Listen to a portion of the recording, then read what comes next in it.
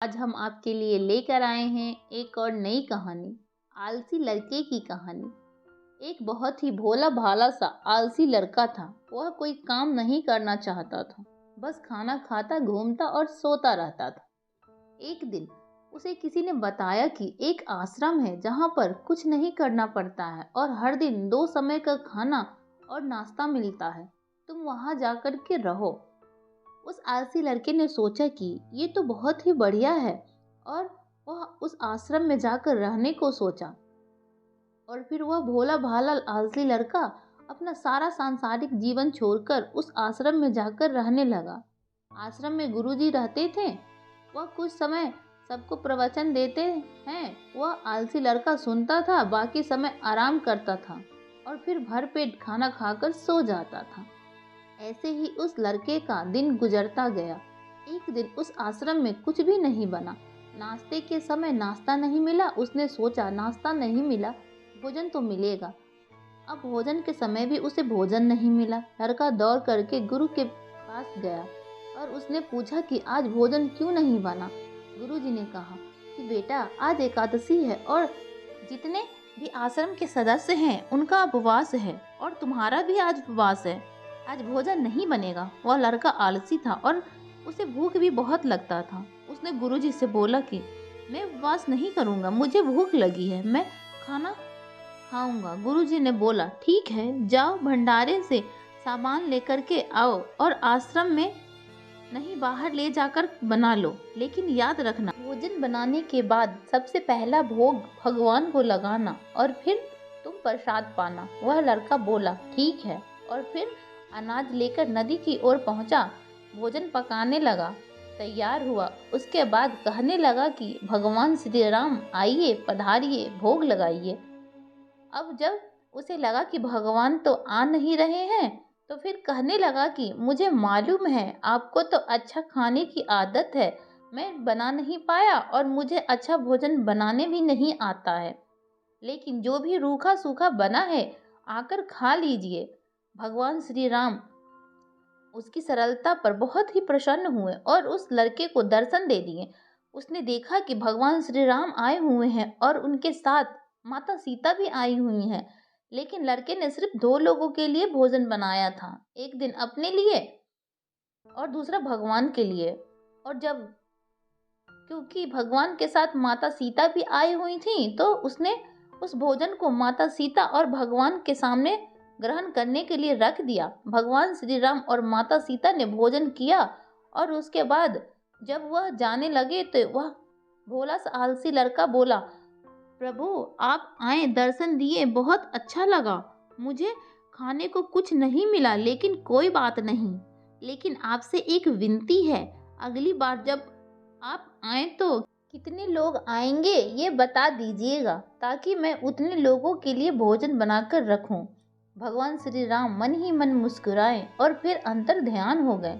लड़का आश्रम गया। दिन बीतता गया और फिर एकादशी का दिन आया और इस बार उसने 3-4 लोगों के लिए अनाज लेकर खाना बनाने के लिए नदी के किनारे पहुंचा और उसने बड़े प्रसन्नता से भोजन बनाया और इंतजार करने लगा कि प्रभु आइए और भोग लगाइए। इस बार लड़का देखता है कि भगवान श्री राम पूरा राम दरबार लेकर आए हैं, जैसे माता सीता, लक्ष्मण, भरत, हनुमान जी और सभी लोग आए हैं। लड़के ने 3-4 लोगों का भोजन बनाया था और इस बार भी भोजन कम पड़ गया। लड़के ने निराश होकर भोजन को प्रभु के आगे रख दिया। उन्होंने भोजन किया और फिर चले गए और इस बार भी लड़का फिर से भूखा रह गया।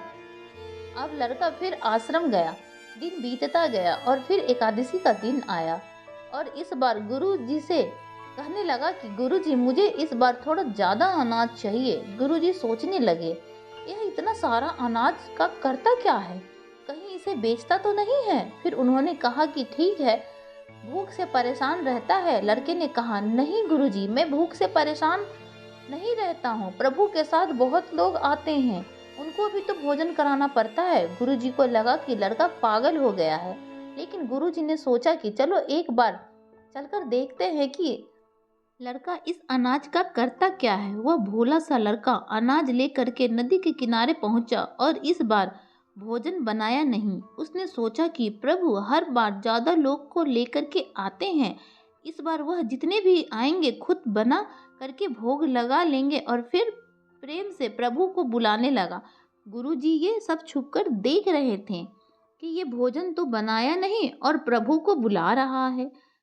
लेकिन लड़के ने देखा कि इस बार प्रभु के साथ बहुत से लोग आए हुए हैं, तो उसने प्रभु के सामने हाथ जोड़ करके कहा कि प्रभु माफ करना, आप बहुत सारे लोग लेके आते हैं, मुझे संख्या पता ही नहीं होती और मेरी हिम्मत भी नहीं होती कि इतने सारे लोगों के लिए भोजन बनाऊं। आप स्वयं आइए, बनाइए, खाइए और भोग लगाइए। प्रभु मुस्कुराते हैं और अपने साथ आए सभी लोगों के साथ मिलकर भोजन बनाते हैं।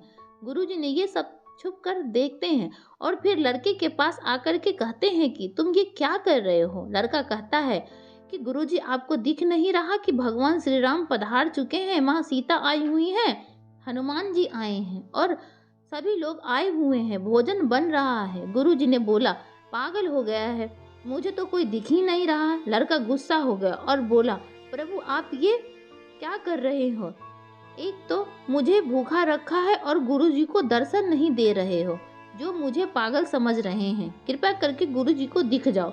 भगवान बोले नहीं, मैं इन्हें नहीं दिख सकता। लड़का बोला क्यों नहीं दिख सकते, मेरे गुरुजी तो बहुत ही महान है, बहुत ही ज्ञानी और ज्ञाता हैं। भगवान बोले हाँ ज्ञानी और ज्ञाता होंगे, लेकिन तुम्हारी तरह सरल नहीं है। जो सरलता तुम में है वो तुम्हारे गुरुजी में नहीं है। लड़की ने ये सब बात गुरुजी से कह दी। भगवान श्री राम कह रहे हैं कि आप सरलता नहीं है, आप मेरी तरह सरल नहीं है, इसलिए आपको दिख नहीं सकते। गुरुजी की आंखें नम हो गई और रोने लगे। बोले कि बिल्कुल सही कहा, मेरे अंदर तुम्हारे जितना सरलता नहीं है, और फिर माफ़ी मांगने लगे। फिर भगवान ने गुरुजी को भी दर्शन दिए। ये कहानी हमें सिखाती है कि जीवन में सरलता सबसे आवश्यक है। जितने सरल बने रहेंगे उतना जीवन में आगे बढ़ते चलेंगे। जब आप सरल होते हैं तो आप खुद भी मुस्कुराते हैं और दूसरों को भी मुस्कुराने की वजह देते हैं।